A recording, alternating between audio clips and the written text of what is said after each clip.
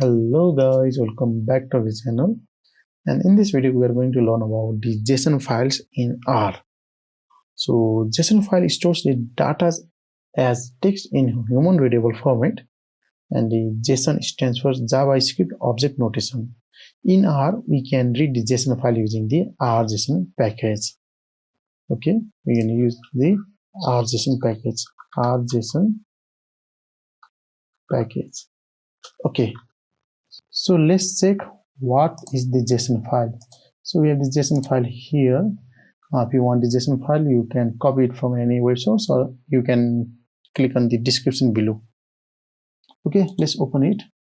So let's open with the notepad. Okay, or we can open it from the Visual Studio also, no problem, from where you open. Okay, this is the JSON file. So it starts with the curly bracket, and there is the key and values here. So ID is the key and these are the values, name is the key, these are the values, and they are separated by the comma. So this way the data are stored here. Okay, so now we're going to read this file. So before that we gonna install the RJSON package. Install RJSON package. Okay, install dot packages. So we're gonna choose the RJSON. Okay, it will be installing.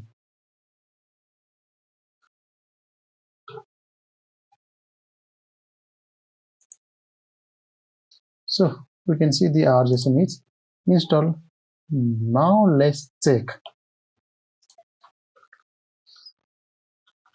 and open the JSON file. Okay, so we're gonna use the library, and it's the RJSON. Okay, so now it's loaded. Now, okay, we're gonna use the result variable to store the data from the JSON, and we're gonna use the from RJSON, that is inside the RJSON package, and we're gonna use this attribute file. Okay, we have the data.json. Okay, let's run and let's print